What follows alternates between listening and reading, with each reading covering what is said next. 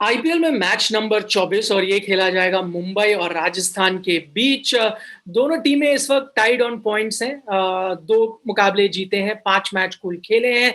मुंबई इस वक्त एक हार के बाद इस मैच में आ रही है, जबकि अगर हम राजस्थान को देखें तो पिछला मैच केकेआर के खिलाफ उन्होंने जीता था। विस्तार से इस मुकाबले के बारे में चर्चा करेंगे। आप देख रहे हैं CoinDCX go presents ESPN Cricinfo T20 time out.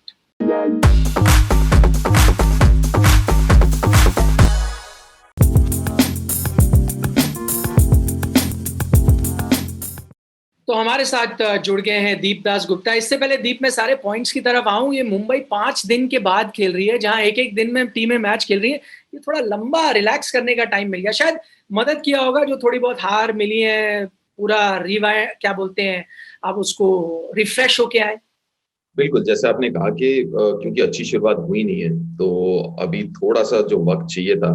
कभी-कभार क्या होता है ना कि आप अगर हारने लगते हैं और एक के बाद एक मैच आता है, तो आपके दिमाग में आता नहीं है कि भैया हो क्या रहा है, क्योंकि आप अगले मैच के ऊपर ज़्यादा आप सोचने लगते हैं। तो पिछला वाला मैच भूल जाते हैं या पिछले वाले मैच के बारे में सोचते हैं, तो आगे वाला भूल जाते हैं। तो क्योंकि ये खराब मोमेंटम चल रहा था उनका, तो मेरे ख्याल से ये मदद ही करेगा मुंबई इंडियंस को।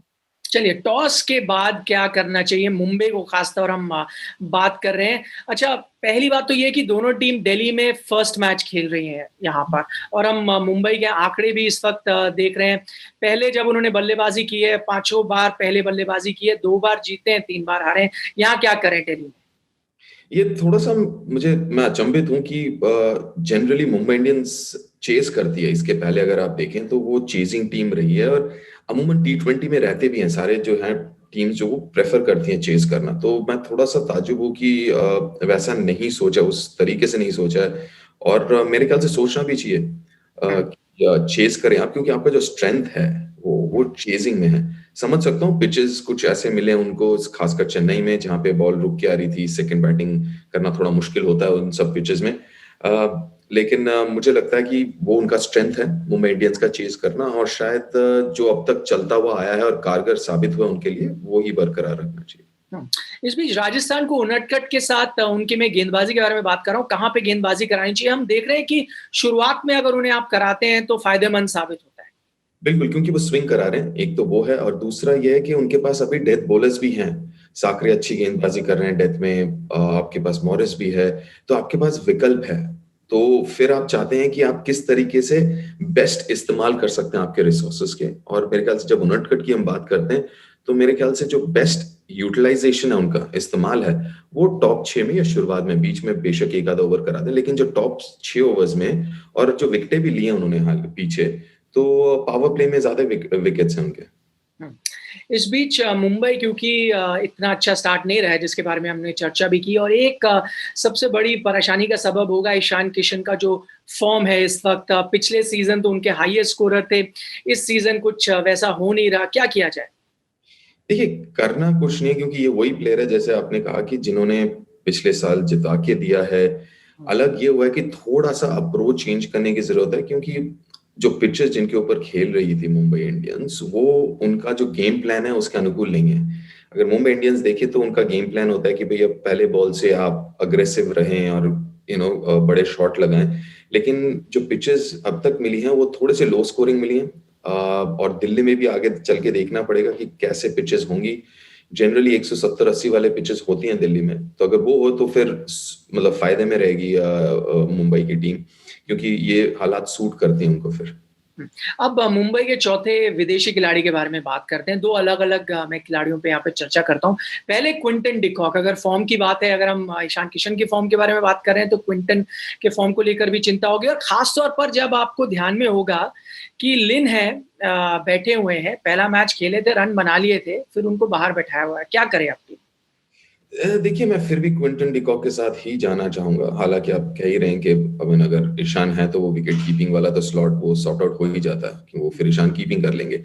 लेकिन जिस मेरे ख्याल से Quinton de Kock second highest run getter थे लास्ट साल।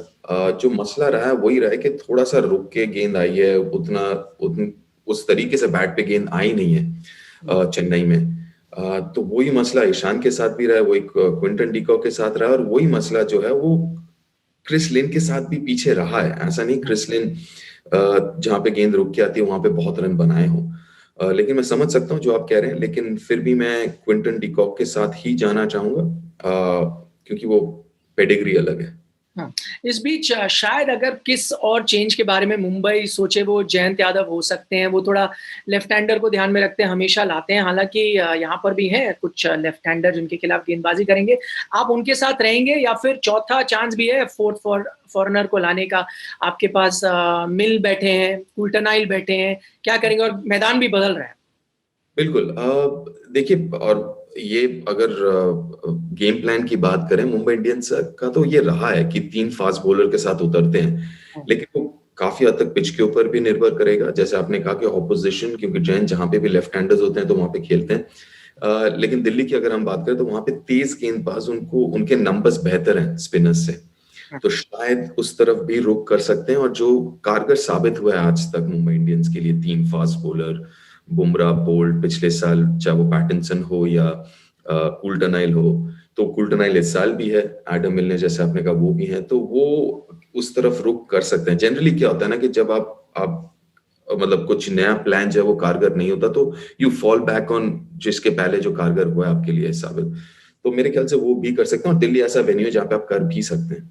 हाँ, एक थोड़ा-सा आउट ऑफ द बॉक्स अगर ये देखा जाए, अगर आप जयंत को खिलाना भी चाहें, क्योंकि जैसे मैंने कहा कुछ लेफ्ट हैंडर वहाँ पर हैं भी जिनके खिलाफ गेंदबाजी करनी हो, उसमें आपके दुबे हैं, मिलर हैं, जायसवाल हैं, तो क्या कृणाल जा सकते हैं बाहर? वो भी थोड़े फॉर्म में नहीं रहे बल्ले के साथ, क्योंकि आपके एक लेग स्पिनर तो है चहर, एकदम अलग ऑप्शन चाहिए, तो जयंत आ जाएँ उनकी जगह कृणाल की जगह?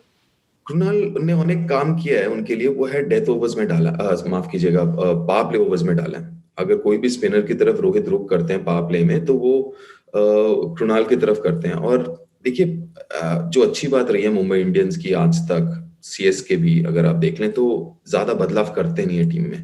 तो चाहे वो जितने मैचेस, शुरू के मैचेस वैसे ही वो हारते हैं मुंबई हर साल, लेकिन फिर भी वो बदलाव नहीं करते हैं। तो मुझे नहीं लगता कि इस बार भी बदलाव करेगी। जो भरोसा इतने सालों से दिखाया है वो वही भरोसा दिखाएंगे।